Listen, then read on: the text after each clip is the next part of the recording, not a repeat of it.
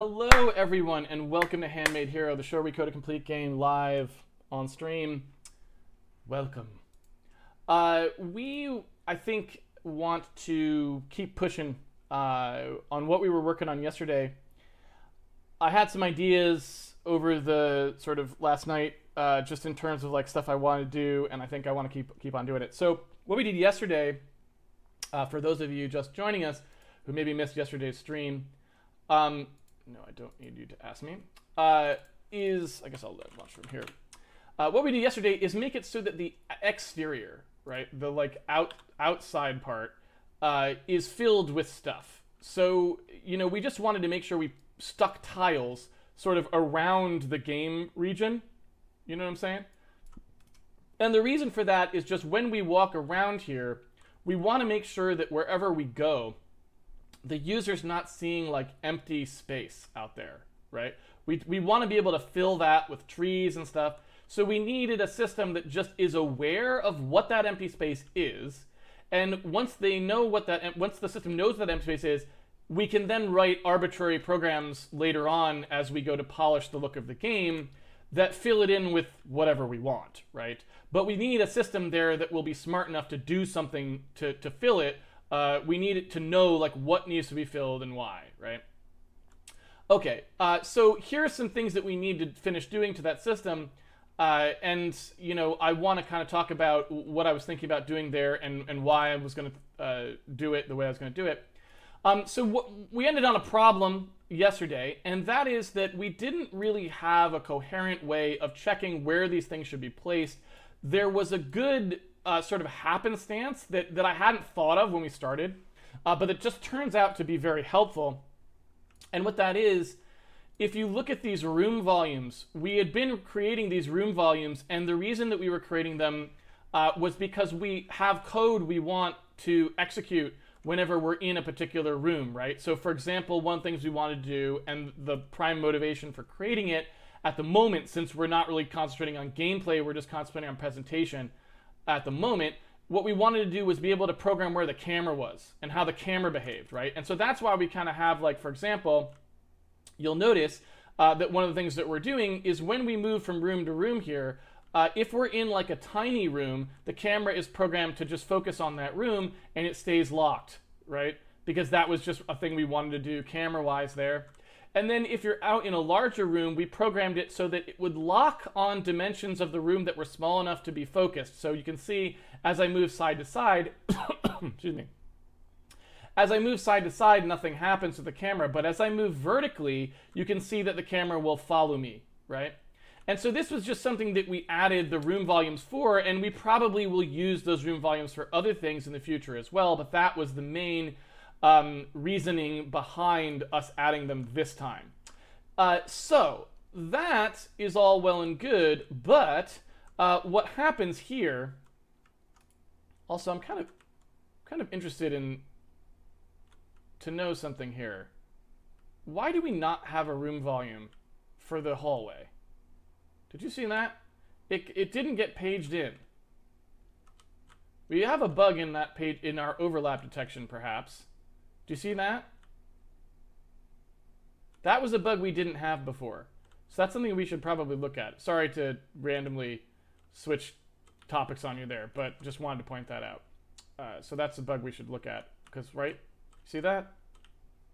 And it does get paged in eventually, but it looks like it's not, the overlap test is not actually working properly on that or something, right? Something weird is happening there. Anyway, back to our story. So what the point is here is we've got these room volumes that we're going to be using for other stuff and that we're already using for camera control, so we needed to have them.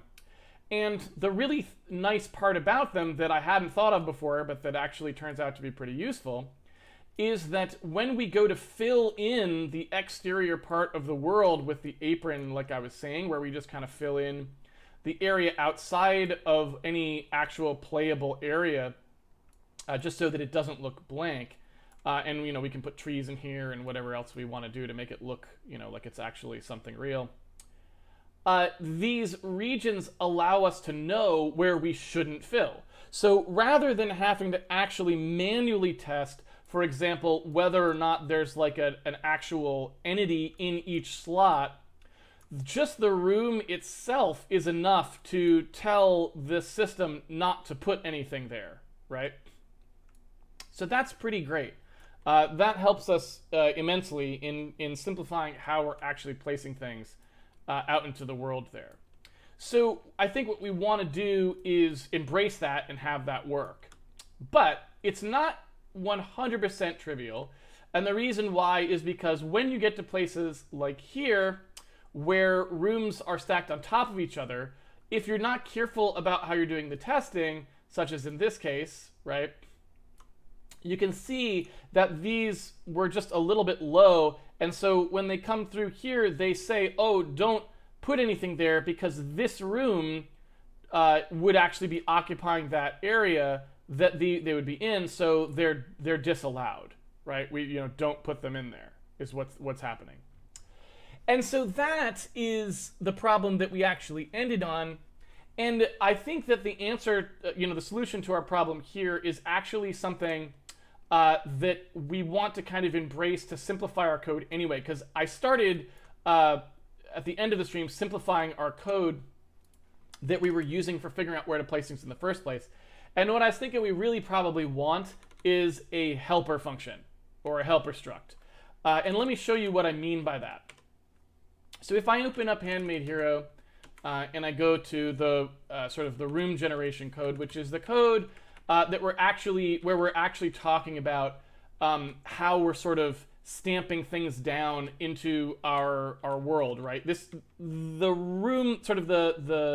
world generation code operates sort of semantically to like place rectangles down and say here's where the rooms are going to be, right? But then we have this other problem where it's like, okay, once we know where the rooms are going to be, we have to actually stamp down entities into them, right? And so that's the first time that we actually do work that's in, the kind of work that involves placing things into the world. And so at that point, we end up with code that kind of looks like this, where we're iterating over like tiles and that sort of stuff, right? And you get all kinds of code in here. We haven't really thought too hard about how we want to do it. But then you can sort of see we've got the Apron generation code over here is doing something similar, right? And we end up in all sorts of weirdnesses where we're like, oh, okay, so what's the math where we want to say like, okay, place this thing as a wall. It should be this far off the ground, I guess. And how big would that be? Or what would the collision volume be for that? Or, all sorts of things like this. And that just gets baked into the code. You can see all this sort of random stuff getting baked into the code here. And the problem is each piece of code, each portion of that we do is giving us what amounts to a baked-in assumption about how we're placing things in the world in a way that we probably don't really want, because it leads to brittle, like inflexibility and brittleness. And in fact, you could argue, if one wished to make such an argument, that what we're seeing out here in the world, where we go to, investigate this part of the world and find the exact problem that I was just alluding to, where you've got rooms that are on the bottom floor, right, like this, you could argue that this very problem, right, if you look at what's going on here, it's because the two code paths don't share a uniform idea about where one room is and where the other room is.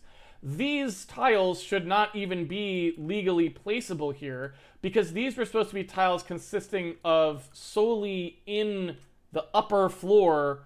They were only supposed to be filling the upper floor area. They weren't supposed to extend down into the lower floor at all. But because of just random baked-in math that I was, cutting and pasting and doing there, they do, right? So you could argue that this bug right here, just even before we get into it any further than that, could just be seen as a problem relating to the fact that we don't have a coherent way of talking about actual, world tiles in a systemic, clear way, so that the semantic statement, this needs to be inside this tile, doesn't mean anything because it's just math through not all of the code. So what I'd like to do is make that be more codified. So what I'm going to do to try and make that work is I'm going to go ahead and introduce something here. And I'm going to call this, we've got this gen room grid, for example, and it's got like a series of tiles and this sort of stuff on it, for example, right? And so what I'd like to do is I'd like to sort of introduce an iterator that is able to move over these things. Maybe that works with this room grid as it is, I'm not sure.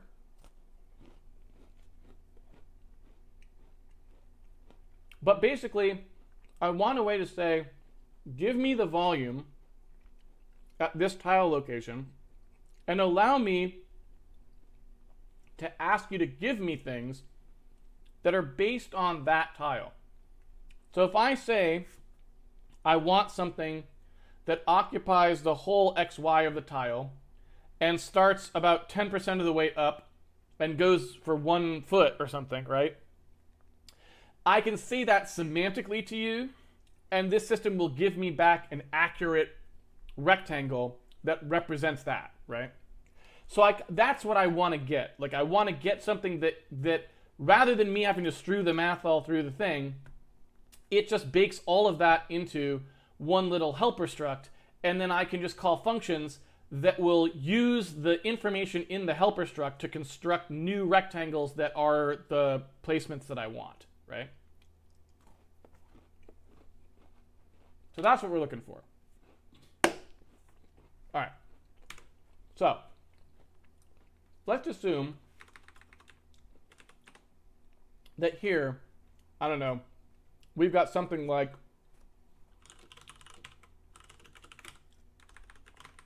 the gen room tile, right, is this thing up here. So maybe we call this like gentile volume. It's gentile. It's the gentile volume. So if we have a volume, maybe what I want to do is say, look, there's a rectangle 3 in it. That's the actual volume, right? I probably want something that says what its absolute position was. So, we've got sort of a gen v3, which is the like tile pose. Something like that.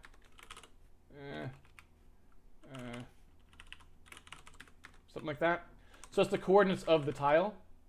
And then I've got sort of the volume of that tile, whatever that would naturally be. And I don't know, maybe that can actually just be a question that we ask off of here. I'm not sure. So I have to think about, in terms of the basis of this thing, like where the actual, let's take a look at how that's actually working. In terms of the basis of what this would actually be to give back v3s.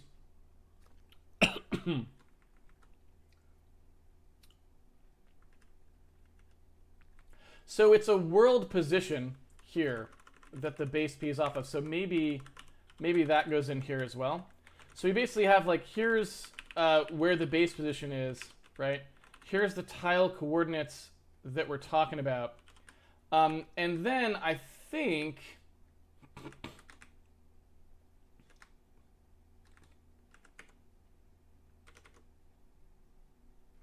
do we ever, yeah. So we've got a chunk position from tile position here, right, that would give us this. So we could, from that, always convert back out. So I think maybe that's all we really needed to say. So we say, all right, here's the base position, here's the tile coordinate. And then from here, you can ask just questions about it all day long. We could also, if we wanted to, have this utility just have the sim region baked into it, because the sim region would also be able to tell you that piece of information, I think, because the origin of the sim region is the change base P, so that would be sufficient, I think, for that. I'm just not sure exactly how we want to do that. It's tough to say. So anyway, yeah, if you look at what's happening here, right, you can see, for example, we've got this x index, y index bit here. I'm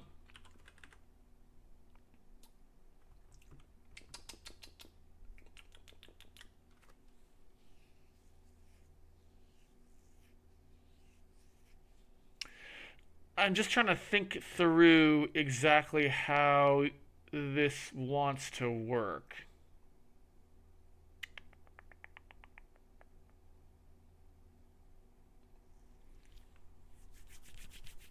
I'm going to start by converting this and see what I get. In other words, I'm going to see what actually happens here. And I guess when we look at this, you know, I wonder too if what we actually want to do here is say that there's just ways of getting these off of the gen room grid. So basically, if you just create a grid to begin with, you know what I mean? And then you could ask for these tile volumes off of the grid. Then we could put, for example, the base position here into this, and then when you get these tile volumes back, that might be an easier way to do it too. I'm just not sure. So I'm going to write the usage code first and assume that that's what we want before I go trying to define this, because I want to work from this side of it because I'm not really sure exactly how I want that to look. So I think the easiest way maybe would be to take the generate apron call, which is less complicated, and do that one first and see what it is that we actually want there. So let's take a look. So I'm going to also, while we're at it, I'm going to kind of make the stub functions here so I have some place to cut and paste the code too, right? And so what you can see here is like this, for example, where we've got this gen apron spec thing here, and then we do this. This is basically exactly the same as what we're doing in the code above. We get the dimension of a volume, whatever that volume thing is, and then we go ahead and pull out like values about that we're going to use for, you know, various reasons, right? So I think what we want to start with here is some way of making this thing happen automatically. So, you know, maybe what I want to do is say something more like, all right, we've got temporary memory that we're going to start at the top of this thing. And then I want to do like, let's begin gridding an area. So I want to say something like, you know, create grid.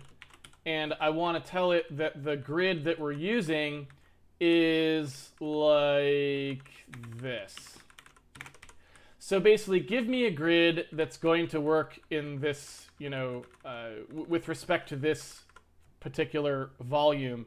And then I want it to make all this stuff for me. Know what I'm saying?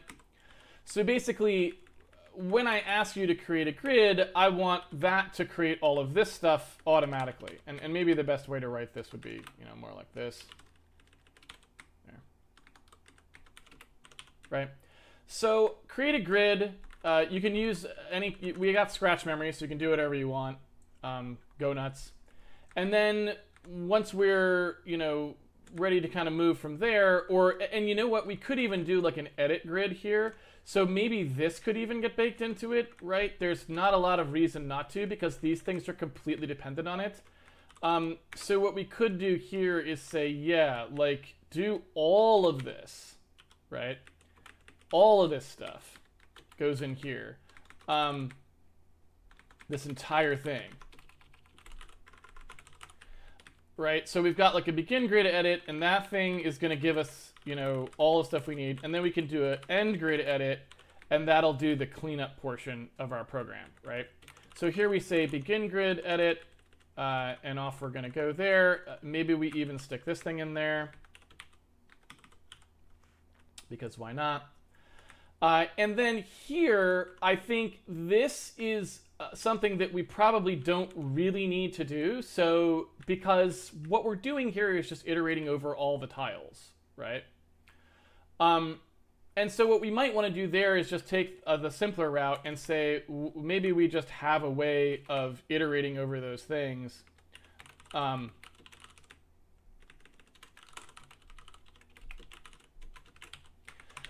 so maybe we do something more like this. You know, this thing, who knows how that's going to work right now. But basically what we're going to say is, look,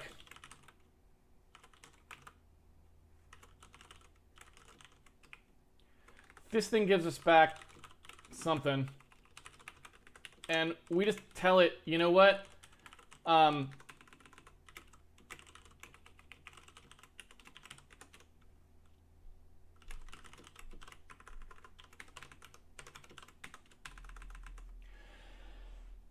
Something like that. You know what I'm saying? So we essentially just ask it, like, we want to iterate over all the tiles in the system, please. So just do that. Like, I don't want to know how you're going to do it, and I don't care how you're going to do that at all. You're just going to provide us with, like, this stuff here. And then we're going to ask you questions, perhaps, about this system, right? So, you know, we're going to have, like, queries and stuff that get the information that we need out of here. And that's, you know, it's your responsibility to give us back the stuff that we expect in terms of, like, questions about the tiles. We don't care how you're iterating them. We're basically saying we don't really care what order you iterate over these tiles at all. You know, you could randomly iterate over them in any way you want. Just don't iterate over the same tile twice, right? And we're happy. So, you know, then if we take a look at what's going on here, we can sort of say, well, this whole nonsense is just to figure out where the tile was in the first place, right? So there's going to be something that's like probably, you know, a rectangle 3 that's like get volume. And so this kind of stuff would give us the rectangle in simulation space where this tile occupies, right? So that we can base everything off of that in the future. So this would just be something that takes, you know, one of these edit tiles and returns the volume that we have. So once we get the volume of this thing, and maybe we don't even need to call get volume technically on it because it may be that it already has it, but I don't know. We'll leave it as get volume for now, but we could just do tile.volume. In fact, maybe I like that better.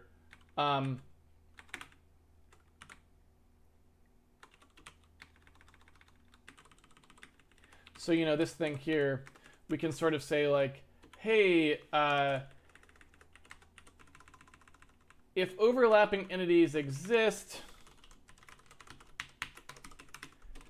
in this tile's volume, then we don't want to do anything. If they don't, then we can do whatever we want to do here, right? And that means all of this nonsense can just go away, because what we can do is we can issue this query first, and then once we know what we're actually doing, then we can compute all this nonsense, right? You can see what I'm trying to do here, right? You see how much simpler this code can be once we get to this point, where we just say kind of begin grid edit, you know, end grid edit, like so. And, you know, if we, don't ask me what that's doing there.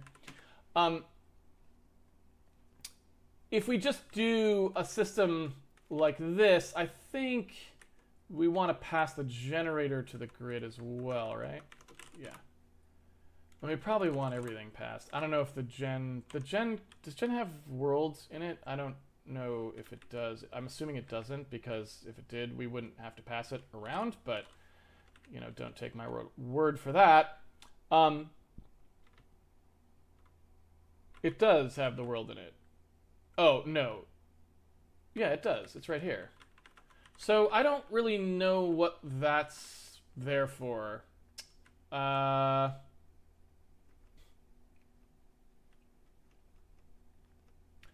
anyone know why that's there? I don't know why that's there. Well, okay, so I'm just going to go ahead and put a to-do to remove that because I don't think we actually need it for anything. So I'm going to do a to-do here.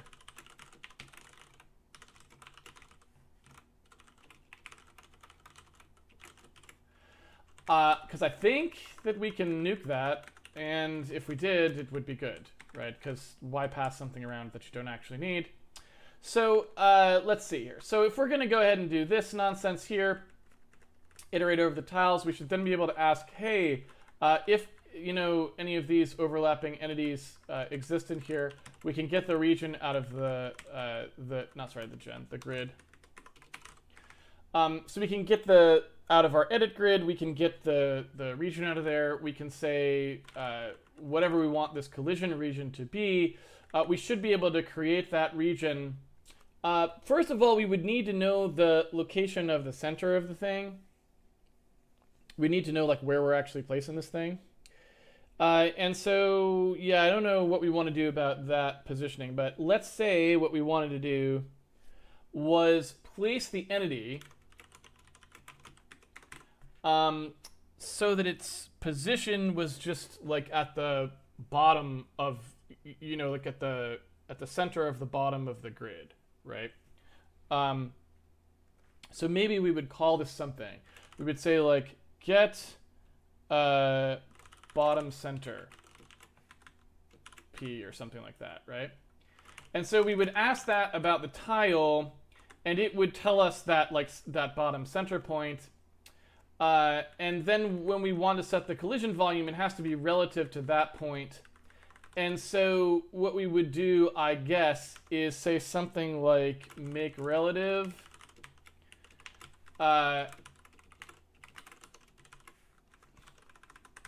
where we can then ask for some volume, right? And get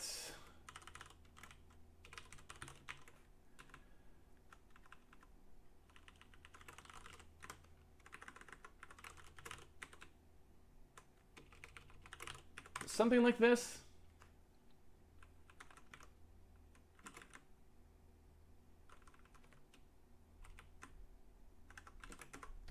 And then we could just say, look, how high do you want this thing to be?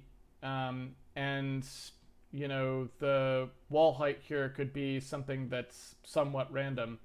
So we could just do like the whatever the series is off of the grid. We could say like, give us a random value here, random between. And, you know, we want something that's at least 0.5 high, but could be as much as 1 high, you know, and I'm just making those numbers up. So, you know, we'd pick them to something else. All of this stuff would go away entirely, right? And we would just be left with this bit here. And so, yeah, I think that's all we really needed. So we would create the collision volume, we create the point there. This part here where we're adding pieces for the piece type cube, we really just want that collision volume and the point there, right? So I think we can just say, if we want to take the collision volume and use it as the actual values here, that's utility functions we definitely want. So we want to be able to say, you know, 0.5 times get dim entity collision volume, right? And that's the half dimension, so the radius of the thing, right? And I don't know if we've got a get radius call. Yeah.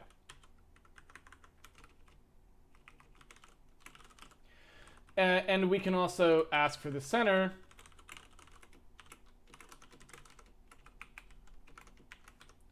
And that's just saying, hey, the thing we want to draw is just the thing that we're actually using for the collision volume. Because remember, we can make those two things different. But in this case, I think we just need them to be the same, right? So I think this is what we want. And you can see it took that huge, big, ugly piece of code and it turned it into something rather pleasant. This is pretty easy to work with. You know, it makes things look pretty easy. I could also say like rectangle 3 vol equals just to make it clear what's going on here. You know, there's the height of the thing, there's the volume. We're just going to assign the volume here, and then the volume can get used here as well. And that just makes it a little bit easier on the eyes for people who are coming to it who don't know, who don't know what they're necessarily looking at. There you go. So we're going to pick a random height for the thing. We're going to get a volume that's basically starting from the minimum z and going up that amount of height. We obviously need to pass it the tile here. We're going to add an entity and give it that location and that collision volume that we just computed. We need this to be made relative still, though. Didn't mean to get rid of that. And then we're going to use that for the piece as well. So that's going to be, yeah, that's going to be that.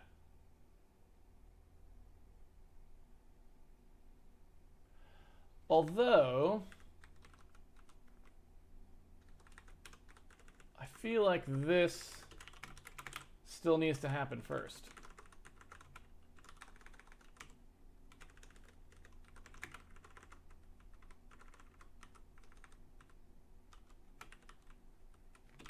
Right? So basically, here's where we're going to place the thing. Here's how high we want it to be.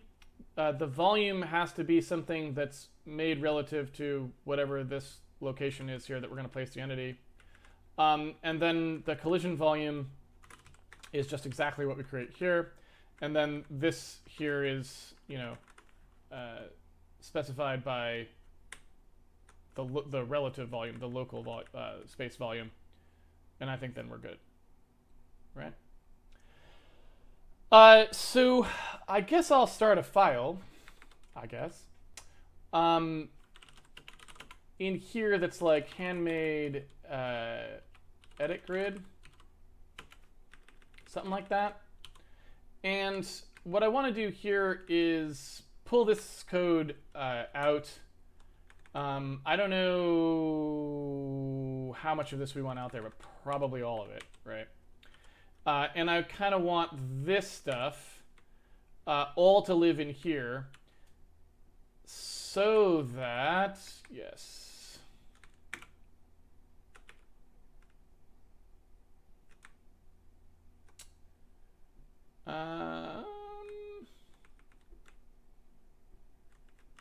So that these are basically just utilities. And then all of our gen code just is written in terms of them. So these are going to come out here. And these are going to come out here. And now we have to go through and actually implement this stuff that we said we were going to implement. And then I think we're good to go. So you can see we've got a couple of functions that we want to put over in our rectangle stuff. And so that we kind of have to put in here. I don't see... Yeah, I don't see any of these existing at the moment. So we're just going to plop those right on down in here. And so this is going to be take a rectangle 3 and a position and return a rectangle 3 that's relative to that position. It's a very simple function. All it is it's just going to take the offset function we already have, and it's just so we're just subtracting p from all the elements of R, right? So we're just making it so that p is now the origin around which R is expressed. We then want to come in here oh, well, that's actually part of the that's actually not part of the rectangle, although I do kind of want a rectangular version of it, so I think I will probably still put one in here. So if I do a rectangle 3 here for the rectangle, what I want to do is say the result of that is going to be get center R, and then I want the result Z to be the get min Z of R, right? So it'd be that. I think it's... Right? Yeah, get min corner.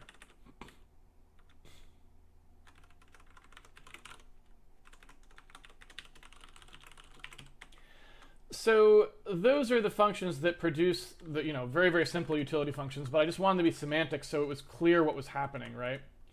And so now we just need the parts that are actually grid specific, and then I think we're good to go. So in order to get the parts that are grid specific, we know we've got these.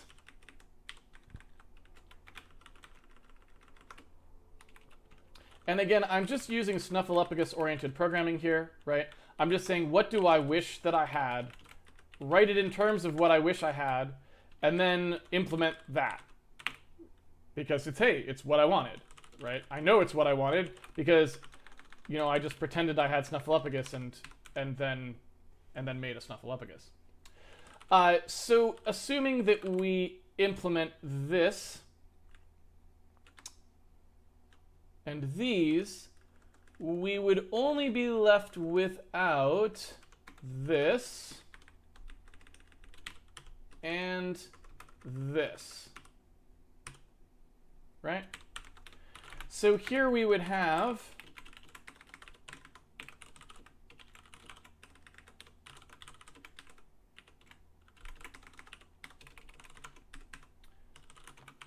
the function prototypes for what we're trying to do. And so now it's just up to me to fill them in, which is a lot easier than actually having to design anything, right? I don't have to think about anything now. I literally just have to do what I'm told, which is the easiest possible place to be for a programmer because there's no more decisions left to make, right? Okay. So if we take a look now at how we've written this, and we want to know, for example, what's going to happen in each of these functions, if we're going to talk about begin grid edit, then what we're looking at here is we have to take the world generator, certainly, and then we have to take the rectangle 3, sorry, not the rectangle 3, the gen rectangle. What's it called? What's it called? Gen volume. And the volume that we expect to use to create that, you know, that grid, the grid in question. So we know that our grid here is going to have to store this, right? Because it's going to have to release the memory when it's done. All the memory that it's using, the temporary memory that it's using for all of the world changes is going to have to get released back to the system. So, you know, that's one really simple thing we know that we need. Right? I need a big water bottle. I gotta get one of those. All right, so when we do our begin grid edit, here's our begin temporary memory. We know that we have to release it later, so here it is. We then know that we want to get the dimensions of this thing. Obviously, we're going to want to store those, right? And we're also going to want to take a page from our RoomGen playbook where we ported this guy up here to using like tile count, Minzy, and tile dim, that stuff. I think we want that stuff here. So we're basically going to say, look, here's the tile count. Here's the min tile. Here's the tile dim. And let's do everything off of those, right? So here's us doing that the new way. We're going to want to record those two things in the grid. We know that we wanted to record the temp memory in the grid, like that. And then here, we also want that min tile. The tile dim is off of the generator. So now we've got that.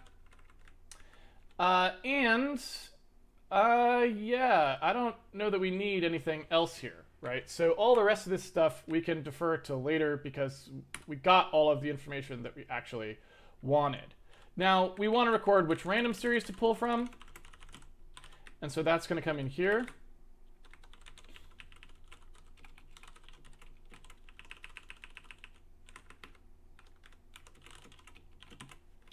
So we've got that gen world game entropy. That's the thing that we're using for our generation. And when we do end grid edit, obviously we're going to need to save this region. So when we actually do record our begin world change here, we're going to want to do that. So I think all the rest of this stuff just goes away. So we're looking at mostly this at first, right? Okay, that's sort of what our edit grid looks like. Now, once we have our edit grid in place to do this part, I want to look again back at generate room to figure out how I want that to happen, I believe, because we kind of made a cleaner version of that, I believe, that we would rather use. So if I look here at what we were computing, we got these like room dimensions and the min room P and the max room P and stuff. That's another rectangle 3. So why we didn't actually compute it As a rectangle 3, I don't know. We should have, and we just didn't. So I think we actually want another one here, which is basically like this, where we're saying, okay, here's the entire dimension of the, this is the entire dimension of the room. And so if I was going to create that, I can still do it this way temporarily. So if I pull this stuff out and say, well, the room dim is like this stuff, right?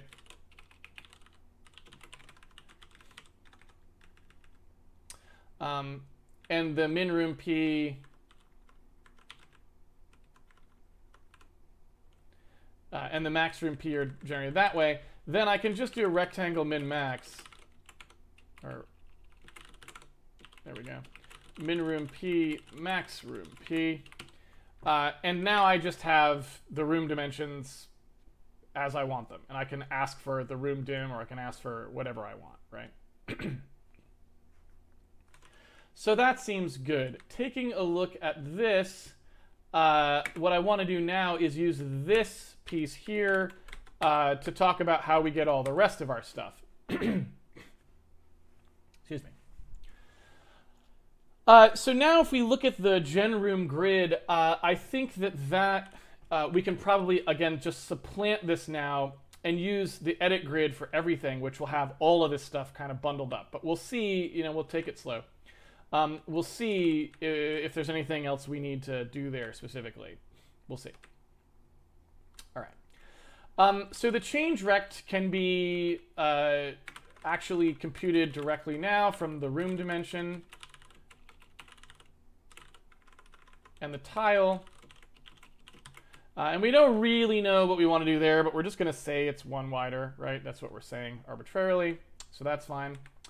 And then here, we're going to leave this sort of not specifically talked about quite yet. We're going to talk about that a little bit further down. And then we don't need this anymore because this stuff is already now getting taken care of separately. So the region, which is actually this, that needs the temp memory, but we've already got it, right? We can push this all into the same place. We know the worlds, it's that. The change base P is this. And I feel like we probably want that to be stored. I'm guessing we do. I don't actually know, but it seems like that was something we would want to store.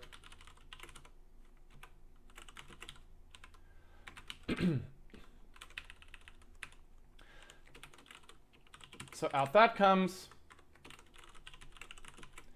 And the change rect, I don't actually know if we want to store that anywhere. We may not want to. And so I feel like we're probably going to want something that looks more like this. Don't quote me on that, but that's probably what we're going to do. So if we do this, and then we just look at the only thing remaining, it's really the gen room grid here. And what we can do is we can either continue to have a gen room grid, but I don't think that's really any reason for that. So what I suspect is we can just make this tiles be part of our edit grid and get rid of gen room grid, right? And so then we can have our edit tiles be things that are looped over and accessed, however we want to. And the storage for them will just be stored inside the edit grid directly, right? I think. Again, don't quote me on that. That's just what I think we're probably going to want to do.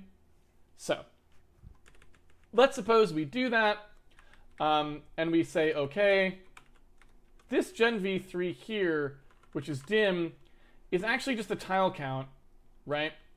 And so what we want is this is the only part we actually need, right? That's the tile storage there. So we want to be able to do this exact same thing we were doing before. In here, we just want to use the grid temp mem there. Well, I guess this is always gen temp memory now that I think about it. But, honestly, I feel like that should be in here. So I feel like it should be like that or something. You know what I'm saying to you? So we would do something where we would actually record that kind of out. Well, I don't know. I don't really know. I'm going to say, here's what I'm going to do. I'm going to say this.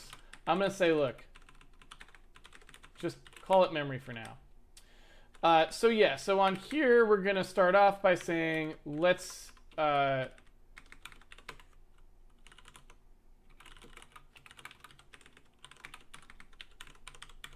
just set ourselves up here. I guess I don't need to record the memory for any particular reason yet, so I won't bother, but we might later. So we're going to create one of these grids.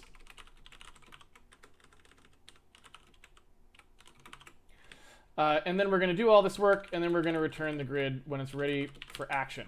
And I think that's everything that we actually needed to do. We don't need... Ooh, whoops, didn't mean to do that. So we don't actually need this because we've already got the tile count. So that should be sufficient there as well. Like so. And that's it. Right? That's everything.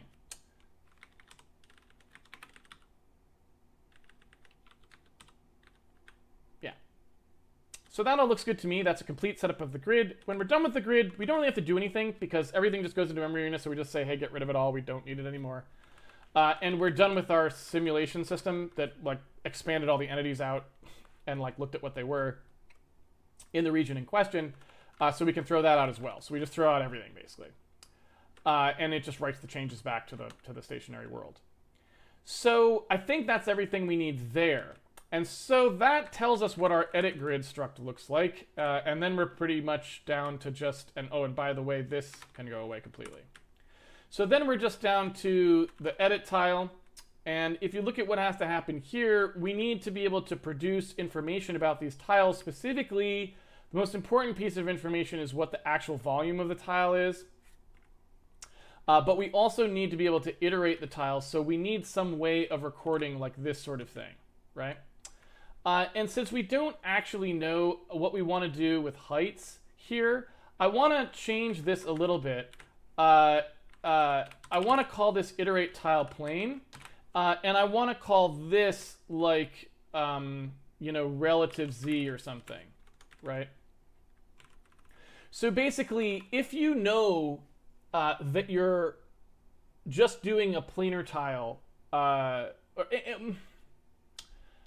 in fact, I might even go one further and say iterate as planar tiles. And that just says, look, I don't actually care how many floors high this thing is. I'm just going to treat it as if it was one floor.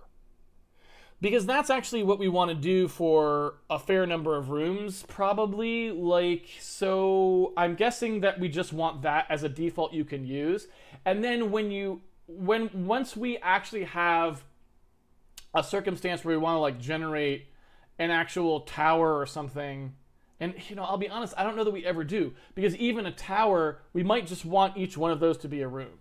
So I'm just going to call it iterate as planar tiles at the moment and assume that we don't really want to really ever talk about multi-floor rooms as actual single iterations, because we probably want to place them separately. I'm just guessing as separate rooms, right? That just happen to connect or have empty spaces, right? So I don't know, but we're going to call that this for now, just to make it clear that anyone who is calling it at the moment is not intending for you to iterate the z-axis of the volume. Should it contain more than one floor, we want to treat it all as one floor anyway, and that's all I mean by that, right? Okay. And so for now, we don't really have to worry about that stuff, but later on, I just wanted the naming to be clear so that later on when we do potentially have to upgrade that in some way, it won't be like, what's going on, right? Okay, so the edit tile needs like a gen v3, which is like the relative index of this thing off of the edit grid, right? And so these are like exactly what's happening here. And so what we want to do is, in order to determine whether or not this thing is valid, there's a couple different ways we could do that, but I think probably the most straightforward is to just check if it's inside. right? I think we've already got that. That's not what I wanted to look at. So I believe in here we can just say like is in volume, right? And is in volume should tell us that piece of information. So I'm just going to take a copy of this saucy gentleman right here and say, look, we should also be able to call this like this, right? And go, okay, tell me is in volume for the components of P, so I don't have to manually pass them myself, right? So I think all we would have to do for is valid on an edit tile is to just say, all right, if it's in the volume as given by the edit grid, then I think we're good, right? Although actually, you know, we never create a volume because it's based off of 0. So not sure how I want to phrase that. Like you want to do it this way.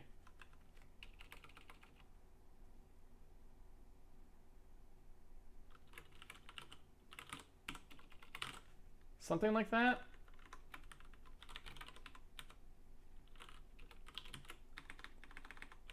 And I think I'd also like to pass this here since it's pretty free to do so and it prevents me from having to store it in the tile iterator itself. So yeah, what I want to do is here say like, all right, if it's in the array bounds, although you know what, now I think about it, what's one more pointer? Who cares? This is the create time code. I don't care at all. So maybe the right answer is no. It goes in there. So we could just say, look, if it's inside here,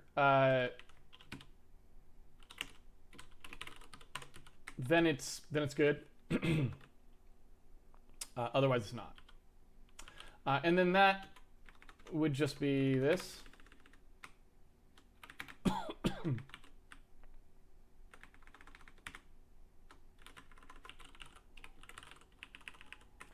So for this volume here, where we do these results, we would just say that this is 0. And this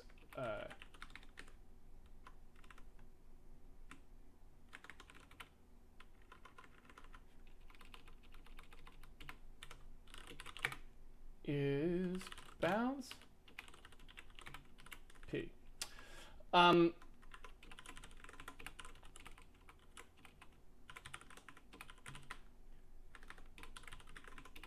we go.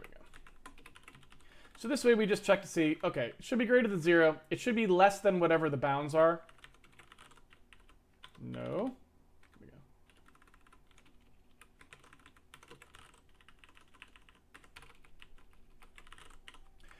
And that's all we need to do to check. So assuming that we're inside those bounds, off we go. Now, one thing I don't know is that tile count.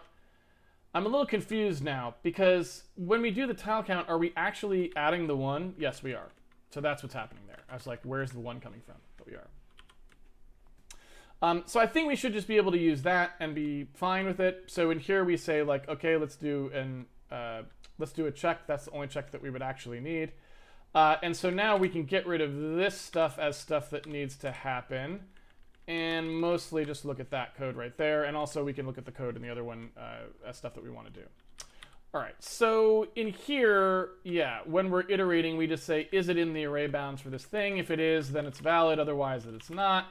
When we want to advance, things get a little bit hairier, but it's not too bad still. What we would say, and in fact, I may actually get in the habit of doing this as well so that I don't have to keep saying that. Right? So what I want to do now is take that relative index and I want to advance it as if I was doing for loops on it, right?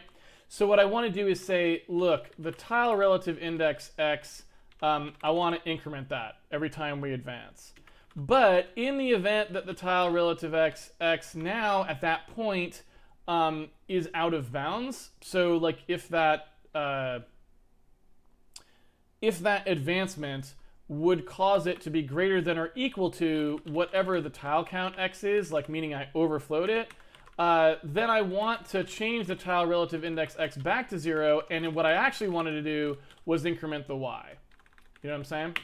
Now maybe the y pushes us out of bounds, but that's what isValid is for. It would trigger that and we would exit the loop. So we're basically just turning two for loops into one call that does what the two for loops would have done, right? And it's a little less efficient because obviously it has to check every time it increments x. It has to check x in a way that maybe isn't as clean as having the loops themselves isolated, but it's really the same number of conditionals in a way, right? At the end of every x, you're going to do this check to see, and you would have had to do that in the for loop. So it's a little harder maybe for the compiler to see what's going on, but otherwise it should be roughly equivalent most of the time, I think. I have to think that through. But anyway, again, in the creation code, we really don't care. It's totally fine. This is all child's play, right? So at that point, we just need a way of it, like starting this up, right? We have to start, you know, the iteration somehow. And really, since the relative index always wants to start at 0, 0 anyway, because why not? You know, since that just gives us a nice linear walk of the tiles anyway, the only thing we really have to do is just set the grid equal to the one that we come in. We're just remembering that function. But other than that, just initializing to 0 actually works, which is great. So that means, I think, we're down to just ways of getting like the center and the volume and stuff like that, right? And so what I'd like to do here is just have some way of computing this information, and like stuff like get volume and all that kind of nonsense, right? So in order to do that,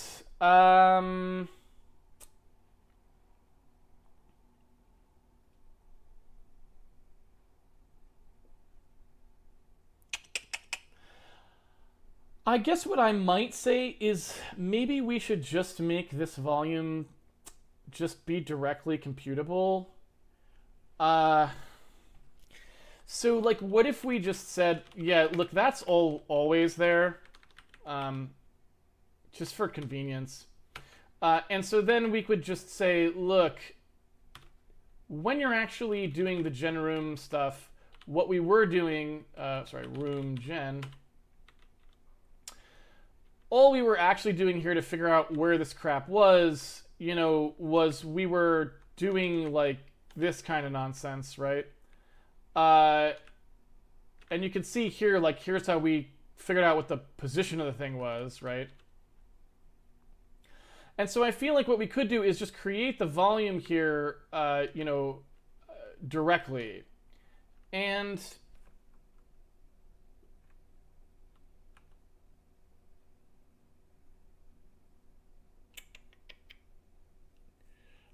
how did we end up? I can't remember what our decision was on the half tile dim. So we offset the room position and we don't offset the entity positions. Looks like how we decided to do that.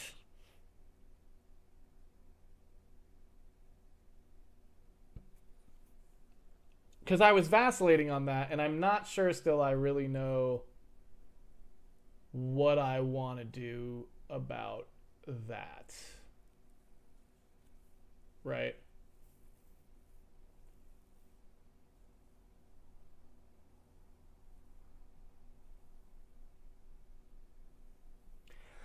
And in my head, I think what I want to do is not this. So I think I don't want to do this, right? I think we can do this in a more straightforward fashion. So let's suppose that up here, instead of doing this, we just don't do that at all. So the min room P is always nothing, right? And the max room P is always the room dim. So 0, 0, 0 is always the origin, and that's the minimum, and that's just how we roll, right? If that was the case, then every time we get a volume out of this thing, and I think that means I don't want this, because this is just going to be very easy. So every time we get a volume out of this, it's going to look something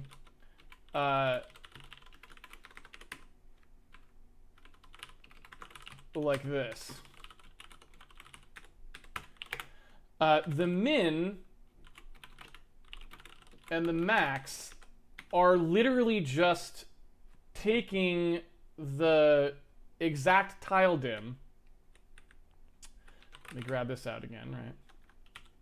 And multiplying out the coordinates by the tile dim, right? So the min p is just the tile rel index x, tile rel index y, tile rel index z, right? We're just going to take that and we're just multiplying it by the tile dim.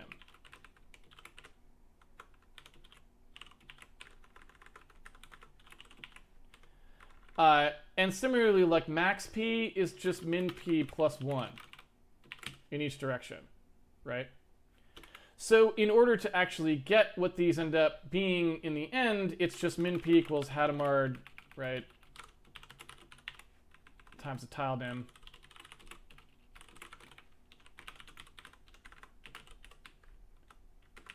And I think that just creates the volume, right, which is just much more straightforward of a way to do it than what we were doing before. Do you see how that works? Ask me after if you don't understand, but I'm just saying, look, we're on a grid. Just take this grid point and take what it would be to go positive 1 in each axis on the grid, and that's the volume. Why am I screwing around, right? Just do that. Then it doesn't matter. Whatever you make the grid, you can do whatever you want. It'll always produce the correct volume as long as that is the grid, right?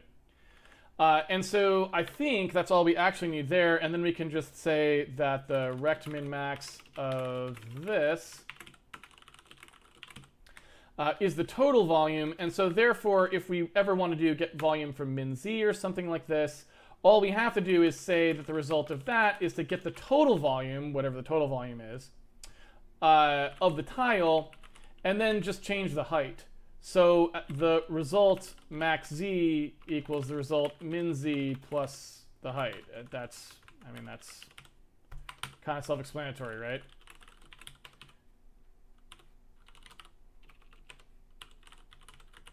Yeah.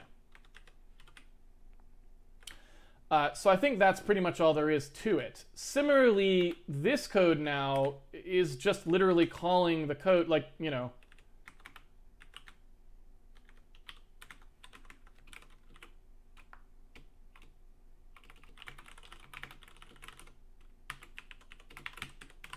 I mean, what could be easier? Right? I mean, it's really, really basic now, which is nice. Okay, so now what we got to do is actually include these files. Because remember, we haven't actually included them in the build. So they're not doing anything right now. They're just sitting off to the sideline collecting dust as slightly differently magnetized pieces of our hard drive's platter. Well, this is an SSD, so actually it's not that at all.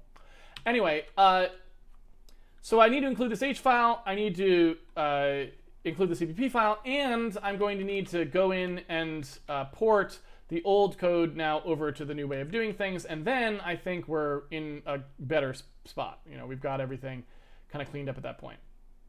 All right, so where is this room stuff happening? Room gen, whatever, blah, blah, blah. So this is after the gen math, maybe handmade edit grid.cpp. And we've also got handmade edit grid.h in here. Should be, I guess, here maybe. Let's see. I don't know if that's true. Okay. So, yeah, this stuff that used to work on a gen room grid now just works to work on an edit grid. But other than that, I think it's basically the same. We just changed the name of a couple of things. So this dim here is actually tile counts, but other than that, I think it's basically the exact same code. So we don't really have to do anything differently there, I don't think. This would also be the same edit grid. Let's see what else you got.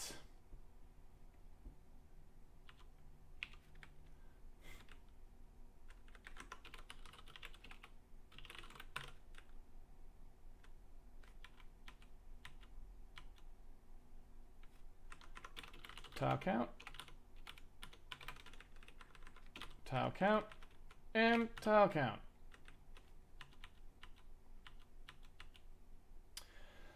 Okay, this is just memory. This is off of the grid now. This is that, and this is that, right? Oh, yeah, oh, yeah. Right? Am I wrong about that? I think I'm right about that. All right. This gen room grid is an edit grid. Don't ask me why I didn't change that, but I didn't. Chunk person from tile position. What is the problem here? Grid base P, grid min tile. That should be correct, shouldn't it? Is there something? What am I missing about that?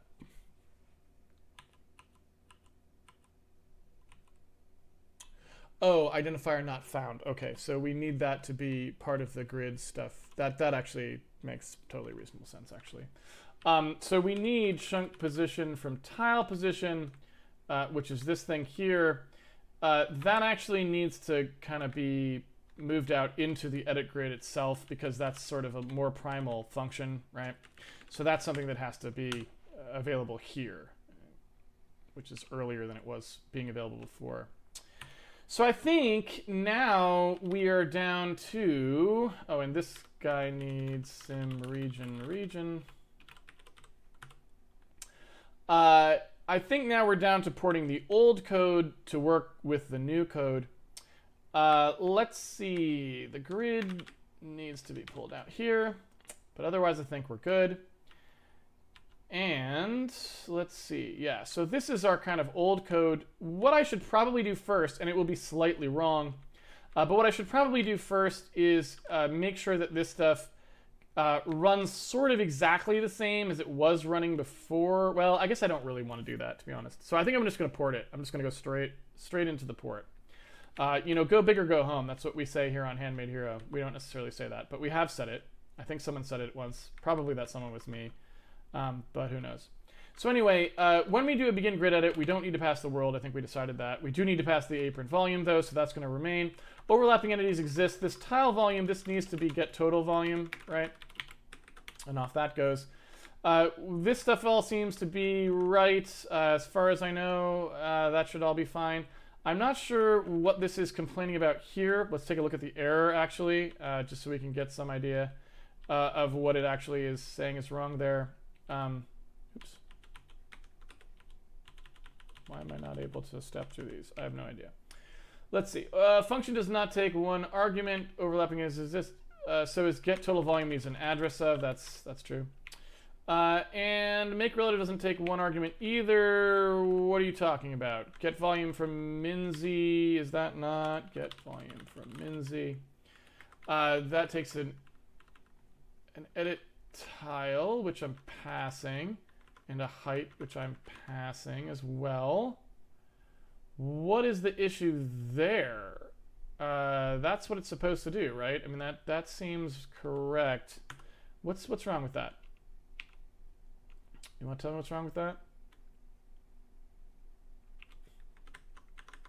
Oh, well, yeah, you're correct. There is no entity yet. So I think that's all correct. So now we just got this port to deal with. Now, all of this stuff we basically replaced. So in theory, we can just basically delete like most of the code from this routine and replace it with this. So right at the start here, where we're doing room vol, that, in theory, like all of this goes away. None of this is necessary. That's all gone. This is gone. That's gone. And we're down to just this, right? So inside here is the stuff that we have to port. The rest of it goes away.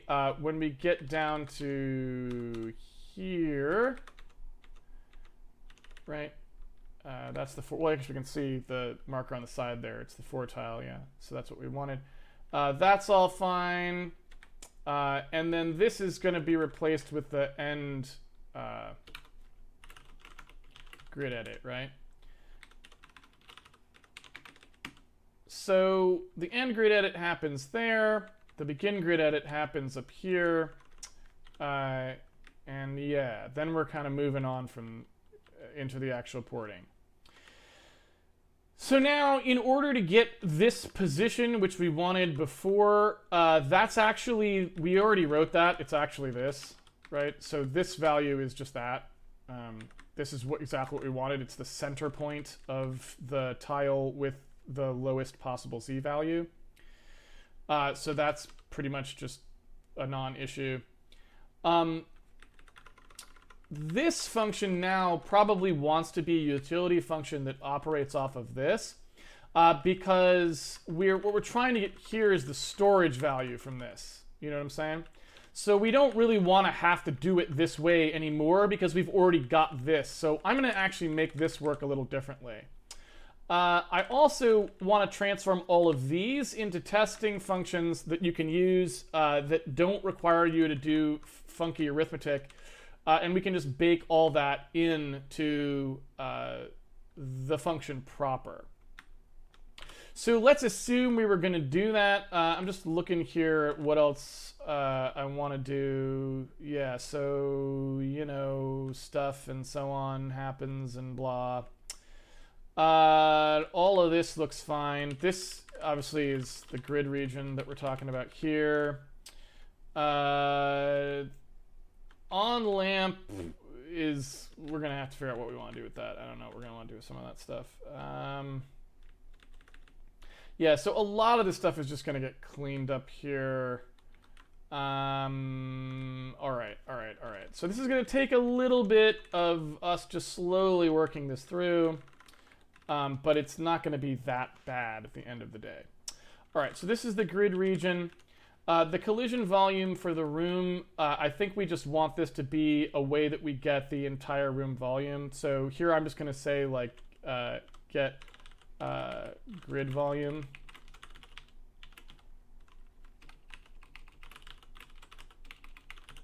Something like this. Right? From the grid, I'm going to want to call that. The tile count here, I think it's safe to just use it directly. I don't think I need an accessor for any particular reason there. I'm not going to obfuscate that for any particular reason. This part here is a little nastier because we need to get the various volume parts of the room here to do the like mapping for the world room chunk space stuff. So that we're going to have to look at separately as how, look, that should probably be an accessor as well, but I'm not sure. So let's go ahead and take these one at a time. So let's figure out how we want to do tiles. If I jump in here and take a look at how getTile was working, I can probably just make this be a helper where we just say, look, if you wanted to pass an edit tile, then you just can. And it would just do that. And so for now, we'll just do this. Furthermore, you don't really need that, so you can pretty much just do this. Right? And I think that takes care of our issue there. The problem is this doesn't really want to be called tile, and this is why I say I don't know if we want to like sort of line that up with this a little bit better. Meaning the stuff that's actually in here, like the open structural bit there, like maybe it just gets copied into the tile. So in other words, if we wanted to, you know, we could do this. And then you could just get those pieces of information. I don't know. It's hard to say, but anyway.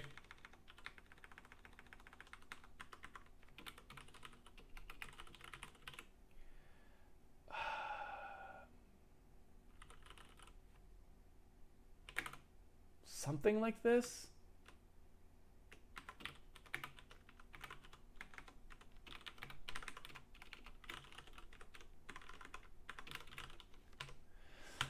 I think that's what we want.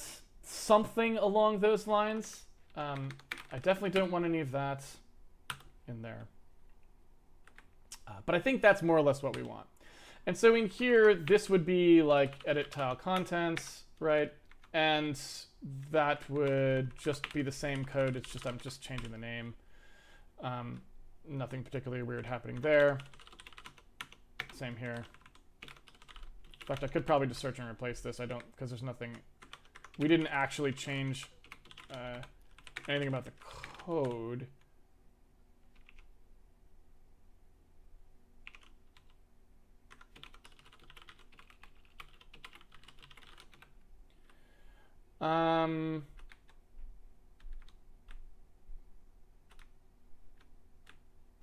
Yeah, so I think that's mostly it. Right? All right. So we've got this query here. We've got this in-volume query here, which not super sure what that's even doing. So it's basically saying, oh, okay, it's just saying, is this tile inside this connection, right? So that's kind of like the absolute tile location.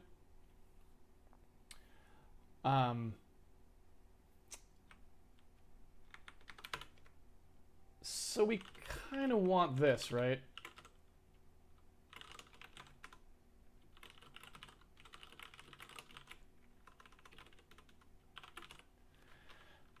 And so this, when we say, like, is this thing in this volume, right? We want to be able to do that. And then when we're actually looking at those, right, you can see what those were, right? So these want to be in terms of absolute, right? If this, you know, absolute value lines up with that absolute value, then off we go. This on edge function is just a function of the tile, and we should just be able to ask that question, right? And so I want to be able to do a couple of these. So here's the is on edge.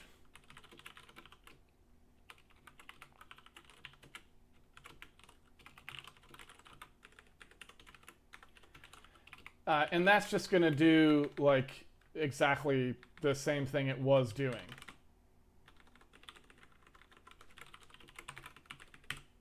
So that's totally fine. And then the other thing that we want to do here is allow you to get that absolute value. So that is, again, really simple. It's just an addition.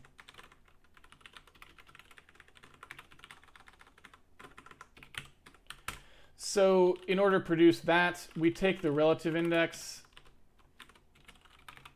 and we just want to take the grid base.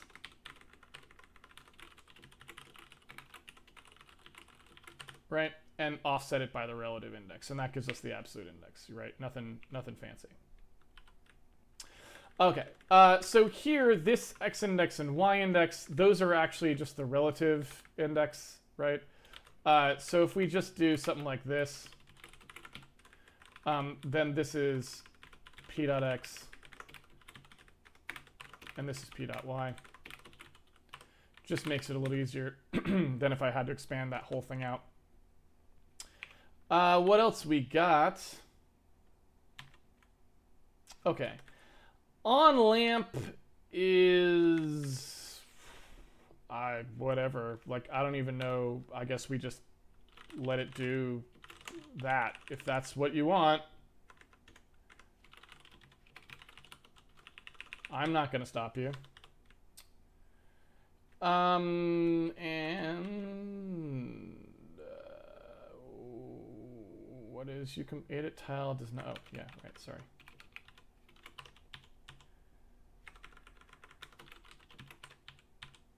So here we're just that. All this looks fine. This p.x nonsense here.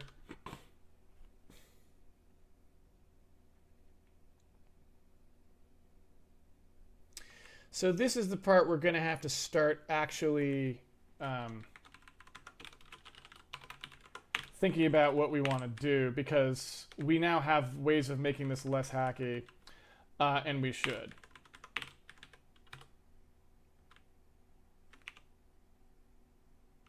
Okay. So yeah, mostly we're just talking about that. This is just grid region, so I think that's just fine. This is tile contents, right?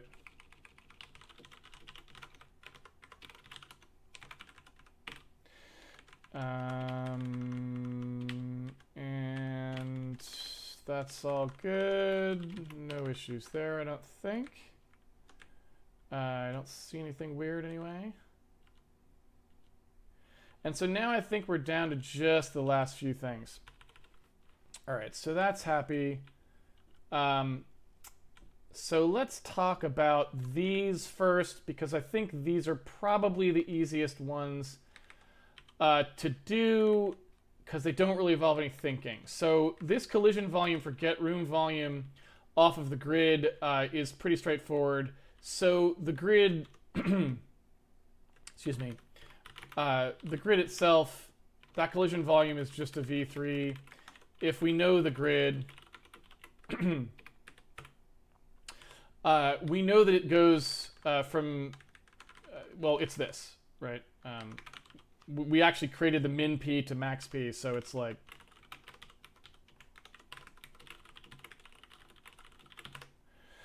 done. And the other one is kind of a little bit saucier, so it's basically saying I need to get like the min part of that and the max part of that, and I need to base them off of this. So I guess I'm gonna make accessors for those, because it's still like, it's a little wonky and I don't want someone to screw it up. So basically, you know, this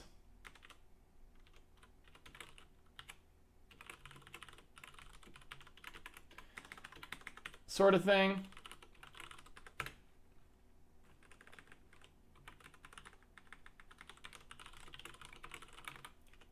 All I'm doing is calling this, but with the right thing, so that someone can't screw it up, because there's just a little bit too much to remember exactly about what's going on here, right? So yeah, I don't know if you should have to pass the world. Probably not, if the grid is supposed to just have all this garbage in it anyway.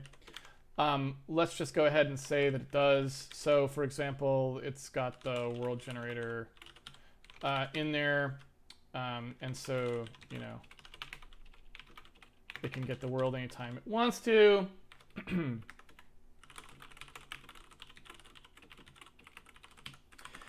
So the change base P in this case, right, is just the we stored this value off, right, which is this, and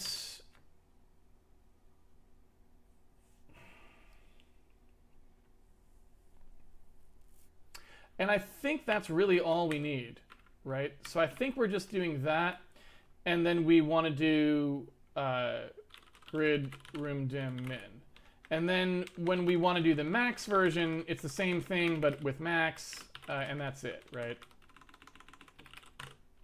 And so to create the two world positions, that's what we would be doing, and assuming we got everything else right, that should just work in theory, right? That's a forward declaration there, so we're just going to tell it that, hey, there is a world generator. We're pointing to it. You don't know what it is yet, but trust me, it'll come. And then here we just do get room min world P, get room max world P. And that just takes, oops, the grid. So our construction grid is now pretty powerful, right? It could do all this stuff for us, and so hopefully that just keeps us from having to worry about all of our kind of finicky little issues there. This part here, where it needs to know what the tile dim is, we could just say for the moment, like we just did that, and it's fine. I don't know if we want to do that or not, but I'm going to leave it in there. And so now we've got the remainder of our time, about 15 minutes or whatever. Let's see if we can debug all this stuff. So we're probably going to have to go through this with a little bit more of a fine-tooth comb, because we just did a massive set of re-engineering this stuff, right? And so, you know, we probably introduced our fair share of errors in there. But we'll see if we can get it done before the bell, right? So starting off, I will say there aren't a whole lot of errors obviously popping up. So that was smoother of a start than I thought. That actually all looks quite good. That's exactly what I wanted to see. And those are like flat-lined right at the baseline there, which is also what I wanted to see. So that's all good. And we can go maybe look and see and try to fix this error over here now, because if there even is one, looks like it fixed that error as well. So that was a pretty hardcore win there. I want to say that basically just was totally solved. So do you see what's going on with the rooms now? When you're moving backwards, it's not finding the next room boundary, and it's actually literally not paged in. So something about the way I'm doing the room boundary now is weird, and I want to say, like, the reason I think that's probably happening is because we're making our room boundary, our entity for the room is based around the 000 location, probably. I bet that's what's actually happening. And so if the min corner, it's probably counting on it being in the middle and pulling it in as opposed to doing an overlap in terms of how, if you remember how we pull stuff out of the world, you can only have things that are half a room's radius away. So I think what we need to do if we want to fix that, right, is that this crap isn't going to work. What we actually want is we want this.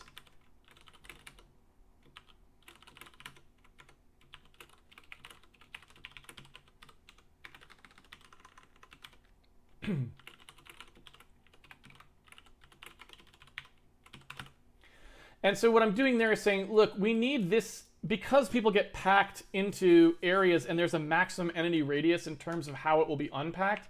We can't just arbitrarily expect rooms to get unpacked if they're at their minimum here, and this thing is like unpacking the cells around it. It may never get to entities that were packed with their entity center there, right? And so I suspect that's probably the issue. Let's see if it is.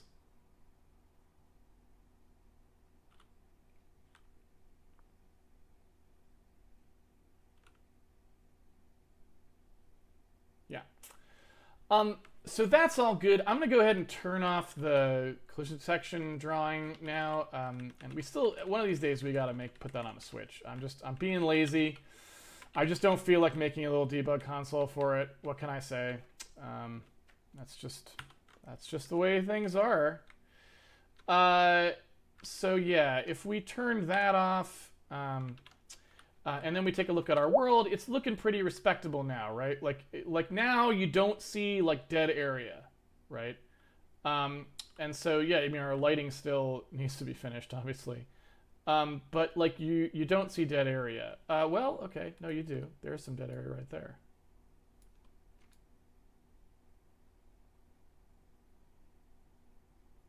I wonder what that's from.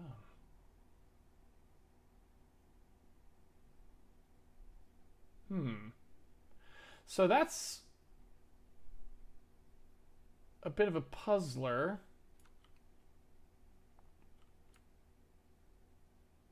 Because that really doesn't look like it has anything to do with anyone underneath. So that's something different. Does that happen in all rooms of this nature? Or just that one? So it's not happening there. What about the garden area?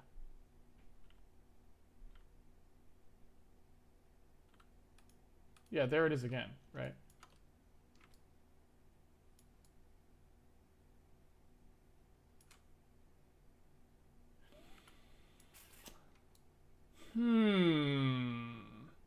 That's gonna be not very much fun to debug at all. It could just be like slight imprecision, right? In terms of how we're doing our entity overlap or something. So I could try to hand wave it away by saying that, but I would feel more comfortable if we actually tried to figure that out and demonstrate first that that's actually what was happening there, right? Because it seems like really weird that it only is happening along certain edges, and I don't know how to...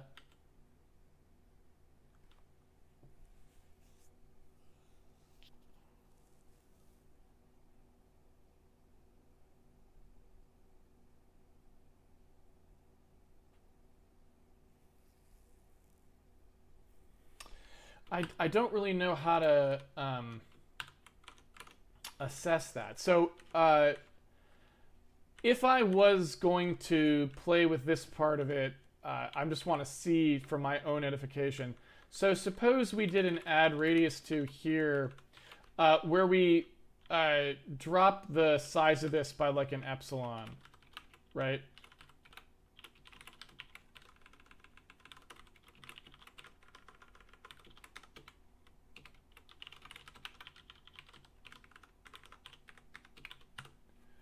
And so essentially what we're doing here is like take the volume we would have been querying and just shrink it so that we don't have floating point precision issues at the edge. And I don't know that that really... I've done no work to determine that that's the case. It was just like, well, you know, I could make an argument that that was happening. So what you can see is that does fix the problem, which we could call good enough for government purposes, right?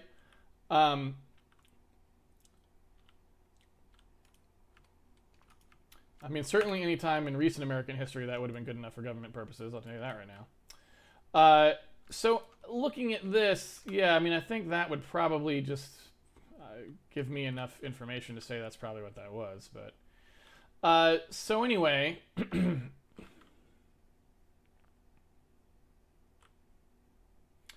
I think we're pretty good now. I'm relatively happy with that.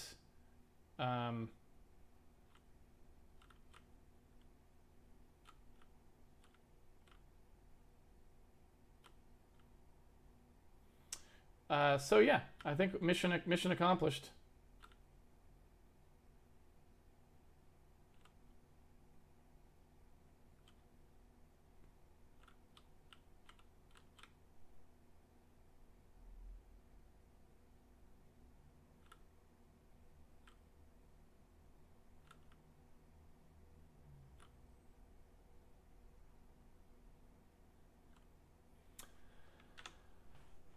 All right.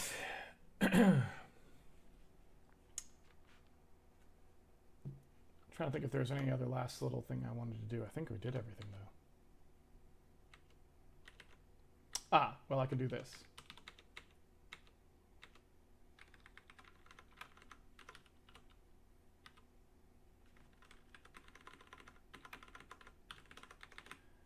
Since we don't actually think it's necessary, let's remove it.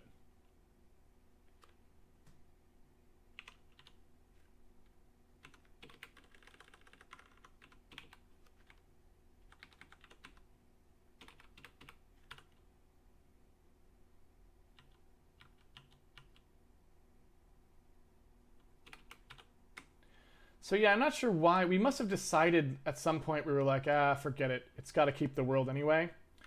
I guess.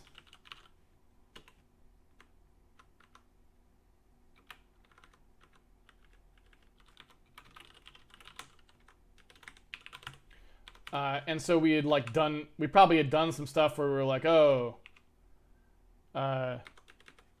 you know, we thought we were going to pass this around, but, you know, as it turns out, we weren't.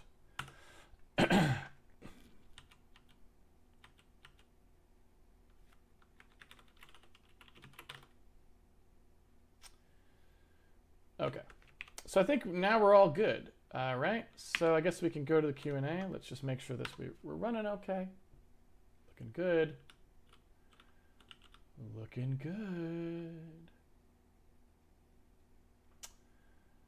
Yeah. So I think we go fix ground cover, then we fix lighting, well, not fix ground cover. We implement ground cover, we finish lighting, and then we clean up the tag system. And then I think I am very sad to say I'm out of things to do. Which puts us into gameplay programming land, and which, as you know, I've tried to avoid as much as possible. But you can only avoid it for so long. Eventually the engine does everything. And you don't have anything else you can do. So, yeah. We got to fix the camera Z height should not move with the character character hopping.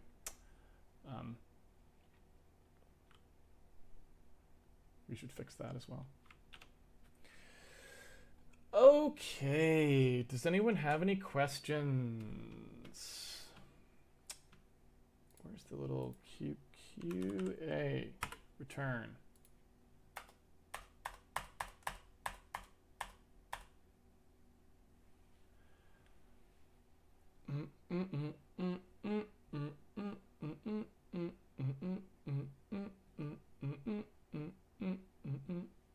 Do you plan to implement any fancy 3D audio stuff? Not really, because the game is 2D, really. I mean, it's 3D. It does a bunch of 3D effects and stuff.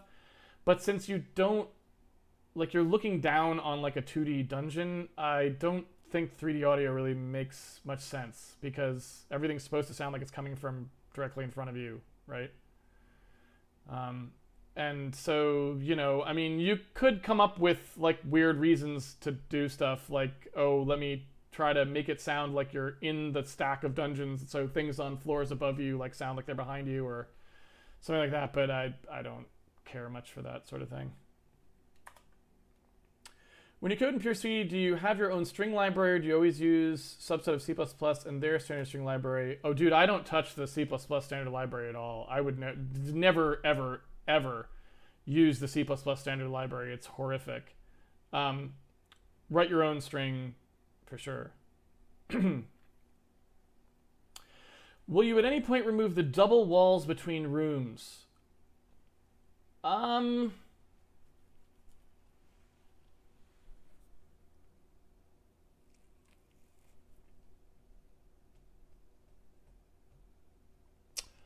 don't know. I haven't thought about it. I mean, there's no real reason to remove double walls between rooms except for aesthetics, but if we decided that it aesthetically looked nicer to have a one wide thing, then we certainly could. It's not hard to do. So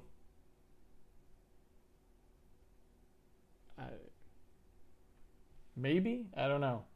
It's not something that I had thought about. See Jeffrey's comment. I don't know who Jeffrey is. Oh, my ad room call gain is 2 mins, not a min and a max. Okay, I found it up in the chat there. Let me fix that. Those room ad calls we don't use right now, so yeah, that's why we didn't see any actual consequences from that. It's because this is like kind of a slightly vestigial remain. We probably need it because we want to be able to display like a map in the future, but we just don't do anything with it right now. But you know, assuming we want to display a map eventually, that was what that was supposed to do. Well, let me see what else we got for comments. What we're doing. Handmade, sine, cosine. Yeah, we will do those eventually because they're the only two functions in our entire code base we didn't write ourselves. So we do want to do our own sine and cosine eventually, so that we can be completely from scratch, right?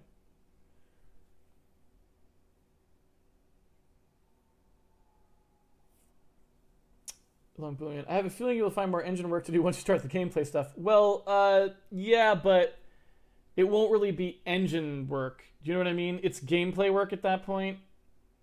Like, it's, in other words, it's not stuff for presenting the world and managing stuff and, you know, streaming. It's like, you know, it's stuff that only exists because you had a gameplay requirement. Like, I want to know if these two things collide, or I want to pathfind from here to there. then you're adding like nominally engine code, but it's just there in service of a specific game play feature. So yeah, I don't typically count that quite as engine work, even though obviously it can be reused sometimes. Without implementing a tiny animation tool in the editor, I don't really want to focus much on animation, which is why we haven't done that. Because typically at that point you need to pick like an animation tool to to standardize on or something. You really don't want to write your own editor for animation unless you plan to make a big investment in it, because artists aren't going to want to use some hacky little thing you made. Would you recommend any books for learning C++? I just am not up on the current books, I'm sorry. I would stay away from anything that really talks much about C++, because C++ is kind of garbage, so I'd mostly focus on learning C. So whatever is good books for learning C would be good.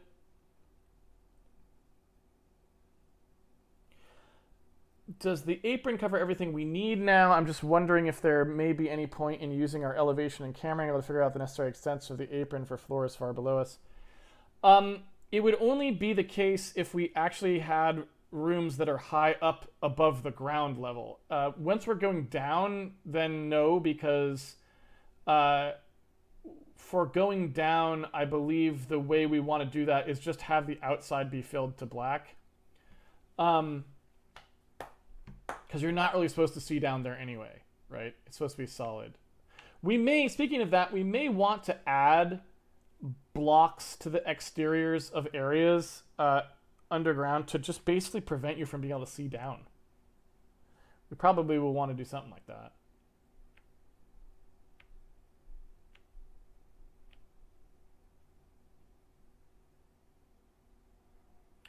Dark and Dario, the world apron is meant to make the outside of the world not look empty. Could there be entities inside the world apron as ambient entities?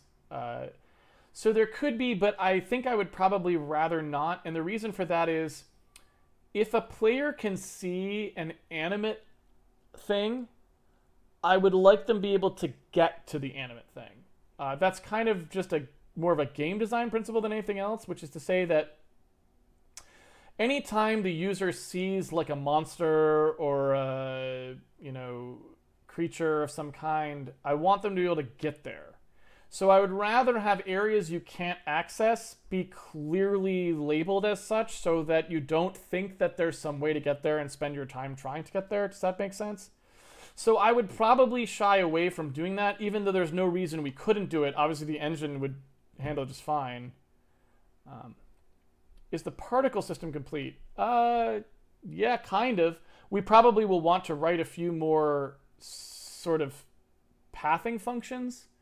Because right now we kind of only have like poof, and we'll want some like explosions or something. I mean, I don't know what we'll want, but we'll probably want a few other things. So there might be some changes to that as we actually put in parts, but mostly it's pretty much is what it is, right? We just change a few of the sim trajectories. So, we'll want to add a couple more trajectory types you can pick from, if that makes sense.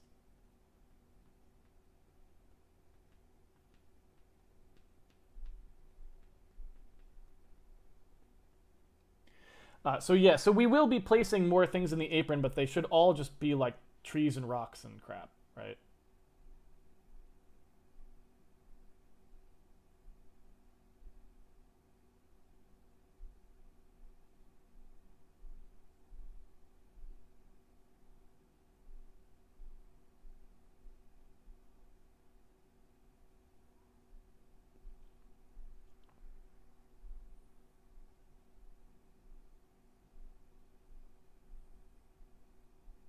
Have you used Git, SVN, or other VCSs for actual collaboration? What did you think about them?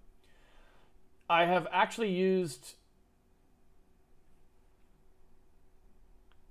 I've used Git, SVN, CVS, Perforce,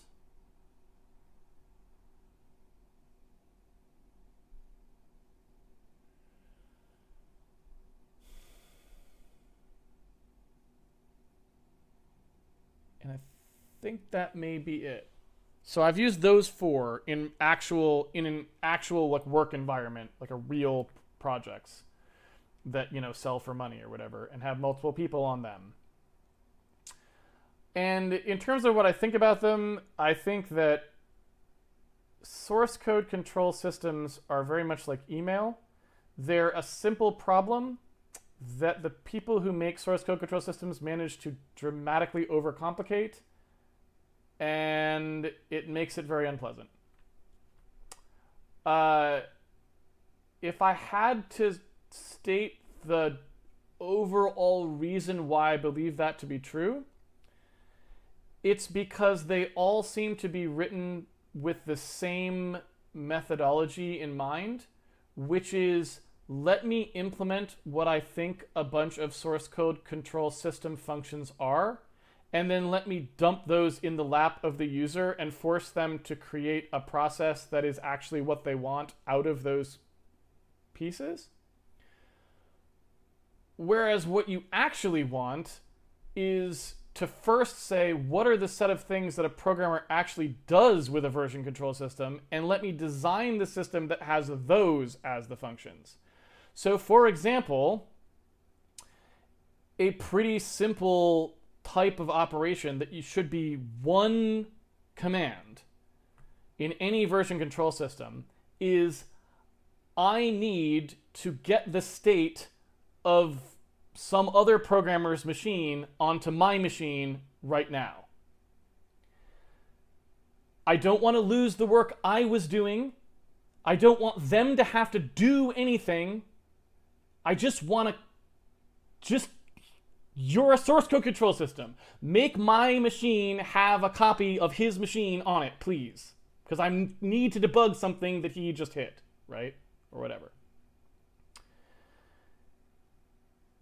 This usually takes like 17 steps in these version control systems, and it usually screws up because you forgot to reverse encode, double back, stash the previous change into a head revision, and so now your abstruse refactoring system put the line endings all into one file and deleted them.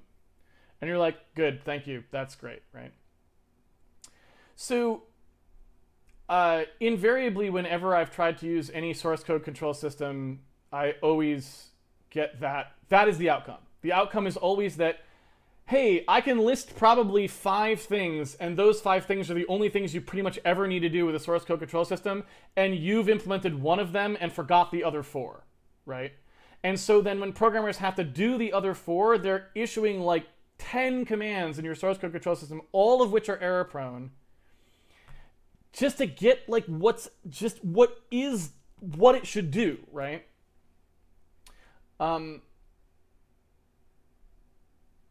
So they all suck, is the answer. And they don't just suck a little bit, like they suck super hard.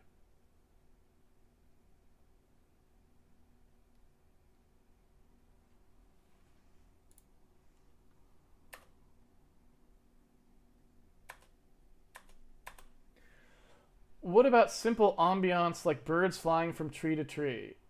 No, I'm just not okay with it. Like, if you want birds flying around, they can fly around inside the rooms that you can actually access, but they shouldn't land on like the trees in the other places, I think. I would prefer it if they didn't do that.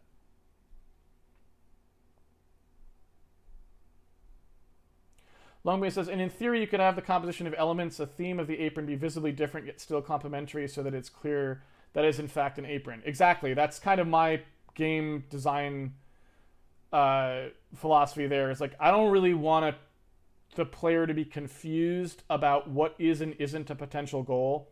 So I don't really want like birds flying over an area they can't get to because maybe they thought the bird was flying somewhere that they want to go to, right? And so anytime, maybe a bird can fly and never land over an area that the player can't get to, so long as they were heading towards an area the player could get to, so that it would indicate to the player that there was something over there to explore, I'd be fine with that, right? But I don't like possible miscues to the player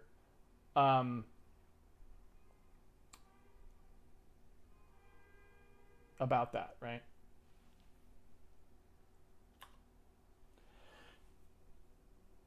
Do you consider any AI-related code as gameplay programming? Is there anything you could implement engine-wise in order to ease the coding process of these topics? For example, I could see pathfinding and world generation as a possible candidate. I'm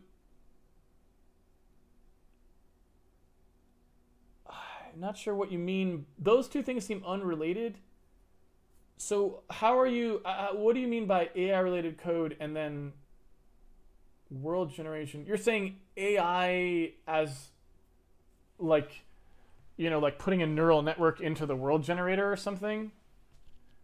I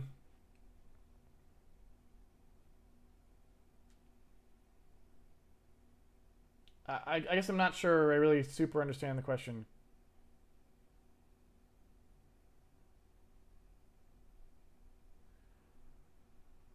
What about rolling fog cloud entities out there? Just a bunch of trees and a large grid sounds kind of weird. Yeah, well, it is kind of weird, I guess. But that's just how it goes.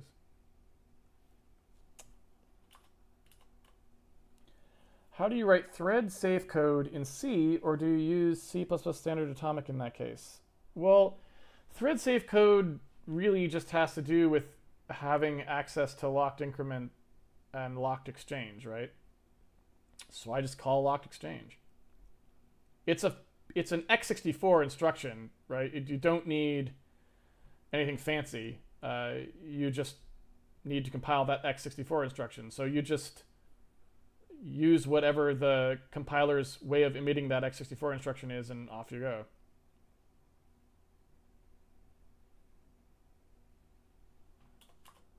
But what if the birds don't fly in a straight line as the crow flies? Well, you know, I don't know. How would you implement a game like Diggles? So I've never heard of that. What is Diggles? It sounds almost like a joke name.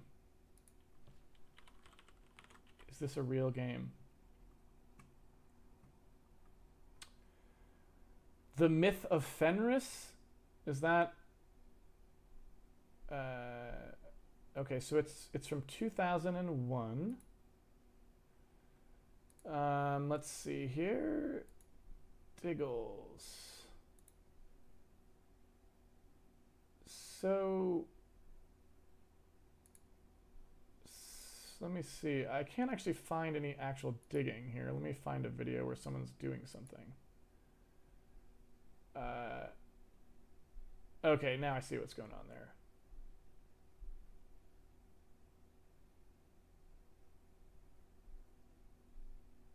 So it looks to me just like they're just storing a volume, right?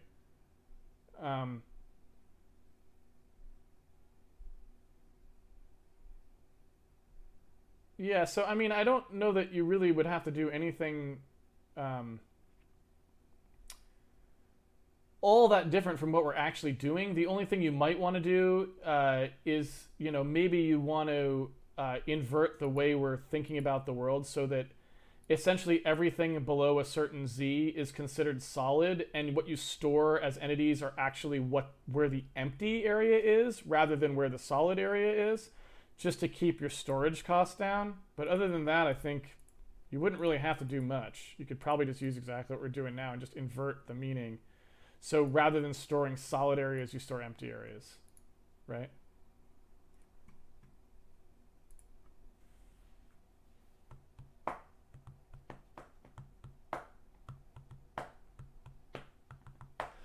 All right, I'm going to go ahead and close it down.